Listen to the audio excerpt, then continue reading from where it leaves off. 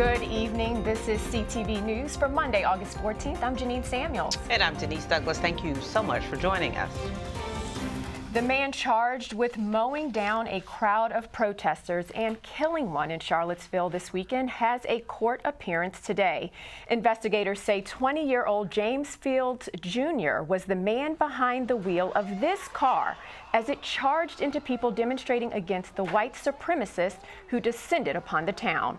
32-year-old Heather Heyer was killed in that car attack. White nationalists gathered in Charlottesville to protest the planned removal of General Robert E. Lee's statue. Also, 2 state police troopers who were assisting were killed when their helicopter crashed southwest of the city.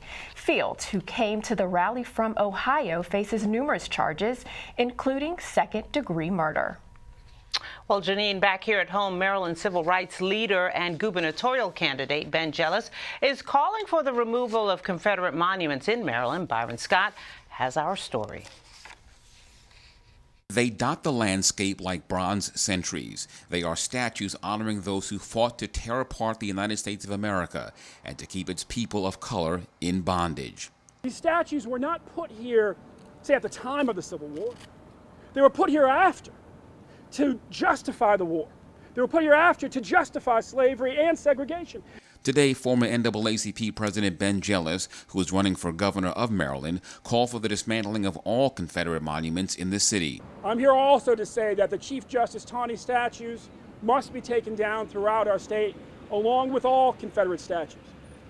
And I see no better poetry than to use the medal from the Chief Justice Taney statue, the first of these ever erected, the earliest one in 1872, to use that medal to create the statue of Frederick Douglass. That should have been there all along if we were trying to send the right message to our children. His call echoes one put out today by a Baltimore City councilman, and it comes in the wake of the deadly violence in Charlottesville, Virginia, when white supremacists clashed with counter-protesters. Some say that we just need to let history lie, that this is about heritage. Why is it that in our city we have 4 or 5 times as many statues to Confederates as we do to Union soldiers? That's not our history. 3 out of 4 of us fought for the Union Army. Jealous says if elected, he'd work to remove all monuments to the Confederacy. We asked people what they thought.